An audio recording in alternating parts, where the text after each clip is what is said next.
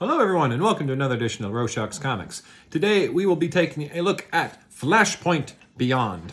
Now, heads up, there will be spoilers for the book series in this video, and I will murder the names of some of those creators involved in it because I'm sorry, but my Midwestern tongue just cannot wrap around some of these names. Now, also there is a lot going on in this book series, so if you have the opportunity, you might want to go back and read Doomsday Clock, Dark Crisis, The Button, and the original Flashpoint, just to help you understand what's going on. So without further ado, let's get into it. So Flashpoint Beyond is a 7-issue book series that actually started coming out this year and just finished up. I just finally got the last copy of it. Now, it was written by Jeff Johns, Jeremy Adams, and Tom Sheridan, with art by Zermanico, I don't know, and Mikhail Janin. Sure, why not, right? All right, so if you've read the original Flashpoint, you understand that that was a timeline that was created when Barry Allen went back in time to save his mother from being murdered by Eobard Thawne. Now, this created a new universe where many of the heroes as we know them turned out completely differently. Instead of Bruce Wayne becoming Batman after the murder of his parents by Joe Chill, Bruce himself was murdered by Joe Chill, with Thomas and Martha surviving.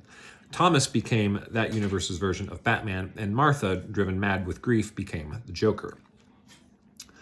Now, of course, at the end of that storyline, the universe was reset the way it was supposed to be, and no one was the wiser. So in Flashpoint Beyond, we find that Thomas Wayne is alive and well, and he's questioning this because he is the only one who remembers what happens in the original Flashpoint universe. So he knows that he isn't supposed to be there because everything was supposedly fixed.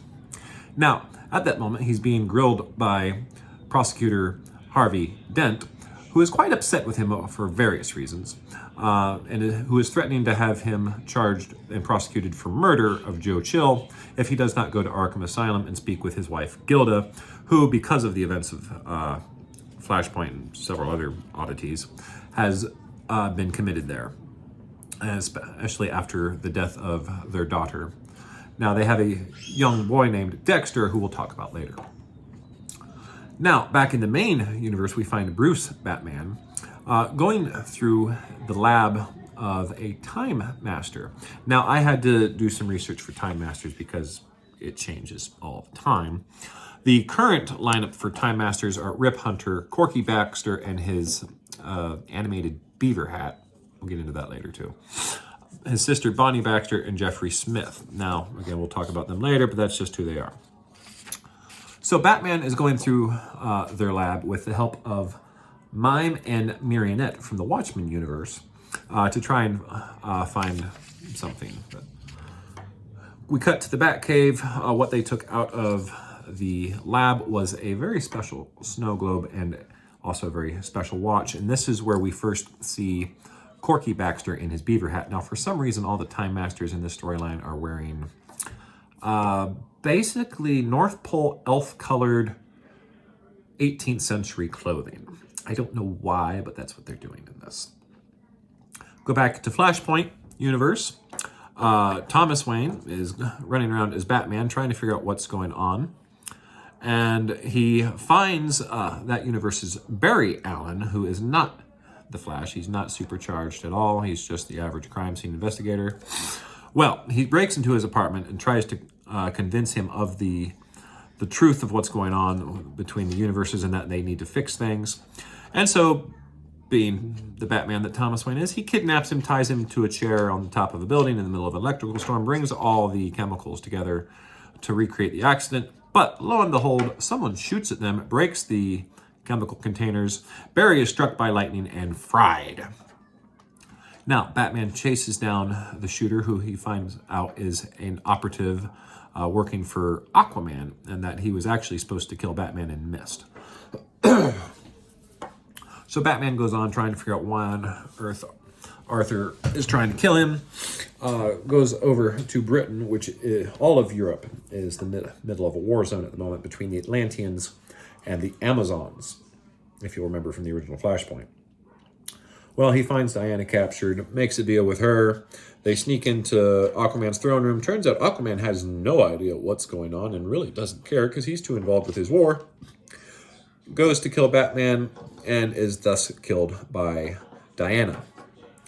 Batman leaves, realizes he's been lured away and returns. Now, on his way to charge Thomas Wayne with murder, someone also takes out Harvey Dent, who had his son with him and apparently keeps him with him at all times because of what happened with Gilda and their daughter. While Harvey is killed, whereas the son lives. Thomas, takes Dexter in, and Oswald Cobblepot is Thomas's right-hand man. And so the two of them decide they will take care of Dexter for the time being. So, of course, Thomas goes off and does his Batman thing, constantly saying the line, "Nothing matters," which no one knows what he means by that, because, again, he's the only one who knows about the Flashpoint universe and how it's not supposed to be there. And so is constantly leaving Dexter in charge of Oswald, who teaches him about explosives, how to shoot, how to lockpick, and various other things. Fast forward towards the end, we find out that Martha Wayne, who was believed to have been dead, is actually alive and living inside the walls of Arkham Asylum. Apparently it has several hidden passageways and whatnot, and she's been using that in slowly driving Gilda Dent insane. Gilda Dent smashes her face on her door when Batman goes there to interview the Psycho Pirate, who has the ability. If you don't know who the Psycho Pirate is, it'd be easier to just go look him up.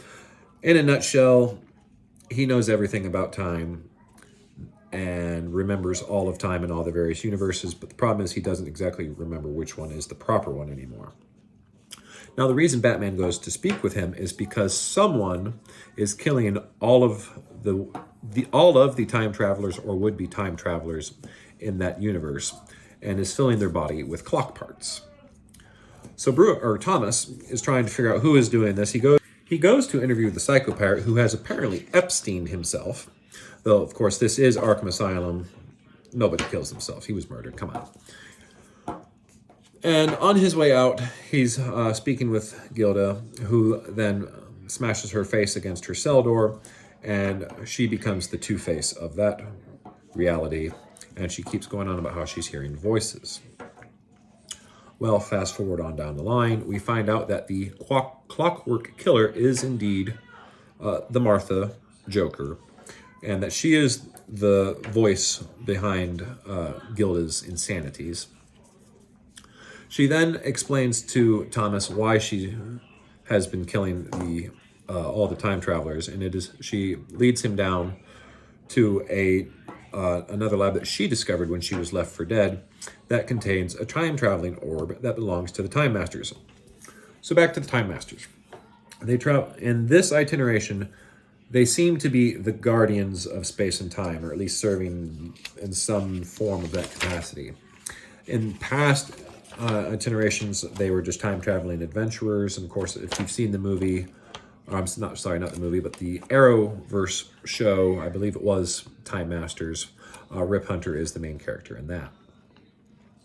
So, one of the things we learn about when discussing the Time Masters in this story is that not only is there a multiverse, but there's a multiverse, a metaverse, a dark multiverse, and an omniverse, and that all of these are contained within the divine continuum. Yes, DC, we see what you did there. Nice try. Well, they are trying to stop Bruce Batman from meddling with time, as we discovered that the snow globe that he found in that lab actually contains the Flashpoint universe inside of it, and that he is meddling with it for an unknown reason. We said we were going to get back to Corky's beaver hat. Well, apparently it animates and is actually a little animal companion, and he can use it as an attack dog and whatnot, which makes for an interesting visual in the one page. But anyway, I digress. Backing up to the story, Martha wants to take the time bubble and Thomas and go back and make sure that they are the ones that Joe Chill kills instead of Bruce. Now, This is the main plot hole that I find, because if they have all the time travelers, why kill them just to ensure that you can go do it? That doesn't make any sense to me, but that's what they wrote. So ultimately, of course, that universe's Subject 1, or Superman, appears before Thomas meets up with Martha, and tries to enlist him with a group that he's creating with Poison Ivy to try and save Earth from the oncoming invasion of Kryptonians. See, in this universe, Krypton has not yet been destroyed. They are looking for a new home before it does blow up, and they sent various ships out with infant children in them to find other worlds that they may conquer and then populate. Of course, Kal-El was sent to Earth. Instead of landing in Kansas, his ship lands in Metropolis and destroys it. He is then, taken by the U.S. government and experimented on until, in the original Flashpoint story, he is saved by Thomas and Cyborg. Well, he and Poison Ivy are trying to gather all the heroes that they can to stop or to save Earth from the invading Kryptonians. Of course, Thomas goes on that nothing matters and leaves and says he wants nothing to do with it and goes back to Gotham. So he and Martha discuss how they're going to go and, try and save Bruce and make sure that they themselves are killed. Well, all in all, in the story, a fight ensues in Bruce's Batcave between himself and Rip Hunter, where Rip tries to take the watch that they took from the time lab and the snow globe. Batman ends up keeping him away and at just the right moment, there is a bright flash of light, and everything in the timeline settles. Because the reason we discover that Batman was doing this was because he knew, or he believed, that his father would come to accept his universe in a universe without Bruce in it. And at the end of Flashpoint Beyond issue 7, he and Martha both accept the world without Bruce, and time itself is saved. We then cut back into the Flashpoint universe, where Dexter Dent is now the Robin of that universe and is teaming up with Thomas Wayne. Martha is living inside of a very nice cell inside the Batcave where she can be with Thomas and be safe from going on homicidal rages in Gotham City, and they can be together once again. And she seems to be quite happy with the arrangement. And Thomas and Dexter then go out into the world and are now helping fight against the Kryptonian invasion. All in all, I thought it was a great story. I'm a big fan of the original Flashpoint storyline. If you're just getting into this storyline, it helped a little bit that I had already read Doomsday Clock, so I knew that the Watchmen characters are going to be showing up here and there in DC now. They're part of that universe. I have all 4 issues of The Button, so that helped as well. And of course, I've read the original Flashpoint. The only thing I haven't read the entirety of is, of course, Dark Crisis. I've only read a few issues of it here and there. And that is something I want to pick up later. So all in all, I thought the covers were great. The artwork was very good. The writing was very well done. I mean, you have that, like I said, you have that little plot hole of why kill all the other time travelers when you could just enlist them to help you, but hey, whatever.